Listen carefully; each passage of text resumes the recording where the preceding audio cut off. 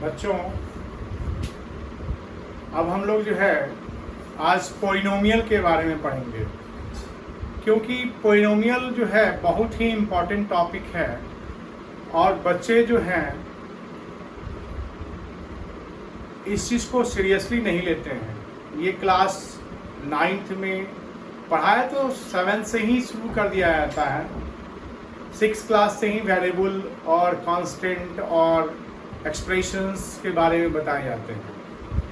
लेकिन पोलिनोमियल नाम से जो चैप्टर इंक्लूड होता है वो क्लास 9th में होता है और some parts will be added in already added in class 10th।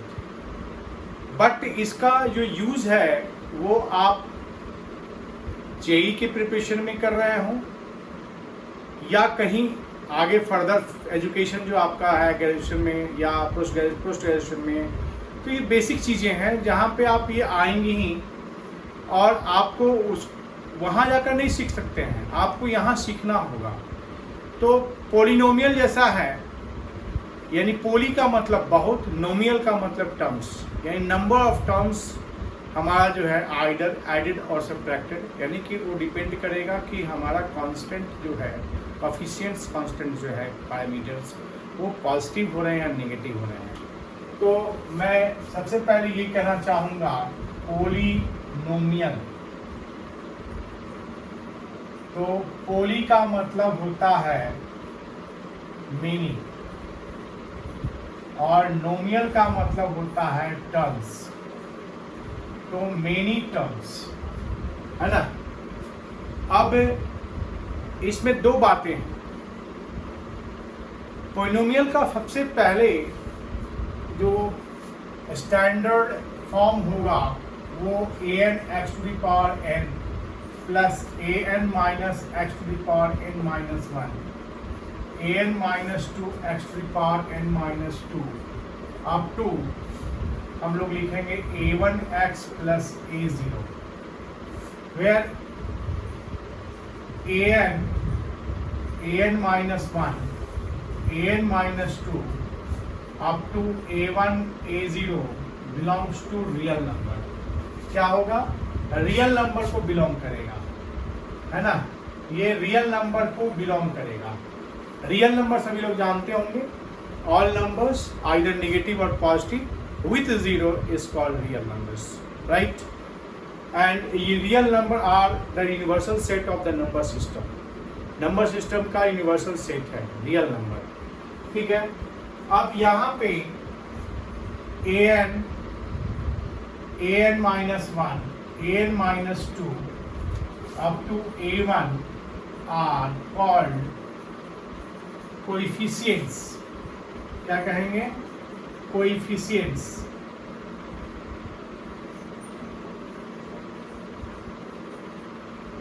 and a0 is constant,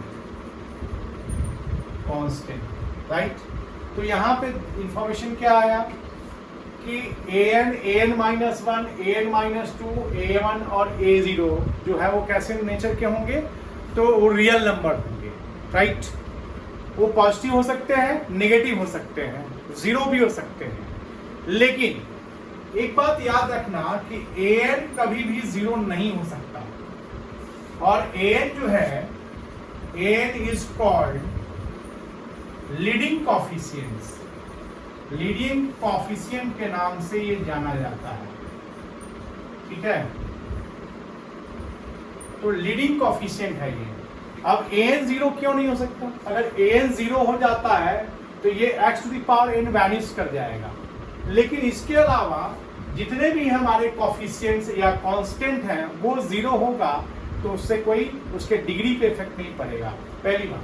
दूसरी बात, what about the degree of the polynomial? तो इसको लिखने का तरीका है degree of fx, d of fx, that is called degree of fx, degree of fx। और degree of fx का मतलब क्या है? हाईएस्ट पावर और exponent of x। And that is equal to क्या हो गया हमारा, n हो गया, क्योंकि हाईएस्ट पावर हमारा कितना है, n है। यहाँ देखिए n है, यहाँ बच्चों देखो n-1 है, यहाँ n-2 है, इस तरह से यहाँ 1 है और यहाँ पे कुछ नहीं है, इसका मतलब कि x टू द पावर 0 है। तो 0, 1, 2, 3 अप टू n-1 n तक जो है, इनमें सबसे बड़ा कौन होगा, तो n होगा। तो हाईएस्ट एक्सपोनेंट क्या हो गया, n हो गया, इसका डिग्री क्या हो गया, तो n हो गया। पहला पॉइंट क्लियर हुआ। अब इसके बाद हम लोग जानेंगे कि टाइप्स ऑफ पोलिनोमियल्स क्या होगा। हम लोग how will we classify polynomials, polynomials को हम लोग क्लासिफाई कैसे करते हैं और किस बिहाफ पे करते हैं। तो क्लासिफिकेशन को देख करके अगर हम लोग बात करें तो क्लासिफिकेशन ऑफ पॉलिनोमियल, तो पॉलिनोमियल को क्लासिफाई करने का दो तरीका है। पहला, एक बिहाफ ऑफ नंबर ऑफ या according to number of terms, to number of terms, है ना। अगर नंबर ऑफ टर्म्स हमारा 1 है तो उसको कहते हैं लीनियर पॉलिनोमियल, सॉरी इसको कहते हैं मोनोमियल। अगर नंबर ऑफ टर्म 1 होगा तो इसको कहते हैं मोनोमियल। जैसे f(x) is equal to a(1x), है ना, तो इसको कहते हैं मोनोमियल। अगर मान लो कि f(x) इज इक्वल टू, अगर a0 सिर्फ होता तो इसको कहते हैं हम लोग कांस्टेंट पॉलिनोमियल। क्या कहते हैं, कांस्टेंट पॉलिनोमियल कहते हैं हम लोग, है ना। ये दो बातें हो गई, इसको कहेंगे हम लोग मोनोमियल और इसको कहते हैं हम लोग कांस्टेंट पॉलिनोमियल, है ना। अब अगर नंबर ऑफ टर्म्स 2 हो गए तो इसको क्या कहेंगे, बाइनोमियल, ठीक है। अगर नंबर ऑफ टर्म्स 3 हो गए तो ये हमारा बाइनोमियल कैसा होगा, मान लो हमने लिख दिया a1x प्लस a0, है ना। इसके बाद हमारा 3 हुआ तो ट्राइनोमियल होगा। ट्राइनोमियल कैसा होगा हमारा, तो मान लो हमने लिखा a2x² plus a1x plus a0, ठीक है। उसके बाद हमारा 4 होगा तो टेट्रानोमियल, है ना। अगर ये 4 होगा तो ये हो जाएगा टेट्रानोमियल, और 5 होगा तो पेंटानोमियल, 6 होगा तो हेक्सानोमियल,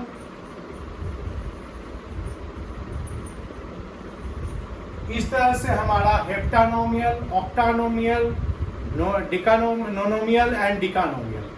तो आगे बहुत सारे ऐसे बढ़ते चले जाएंगे, बट हम लोग जो कंसर्न है मेनली 1, 2, 3 ये सब चीज़ें जो हैं, इतने से ज़्यादा अब होने को तो अब n हो जाए, n टर्म्स हो जाए तो क्या कहेंगे, तो वो पॉलिनोमियल, मतलब बहुत ज़्यादा टर्म्स है उसको हम लोग, यानी these are the specific cases of polynomials.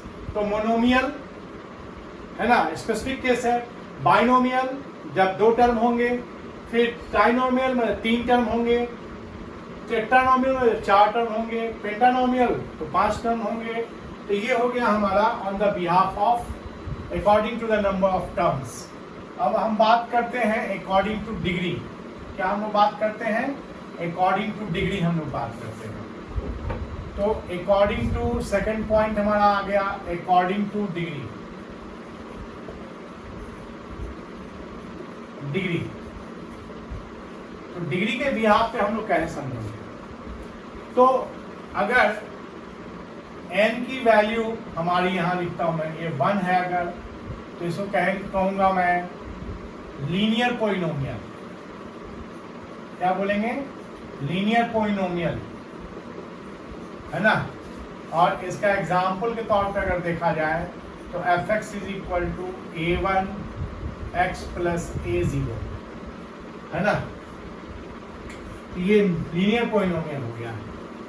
अब सेकंड पॉइंट है कि अगर n की वैल्यू 2 होगी तो क्वाड्रेटिक पॉलिनोमियल कहलाएगा। ये क्वाड्रेटिक पॉलिनोमियल कहलाएगा।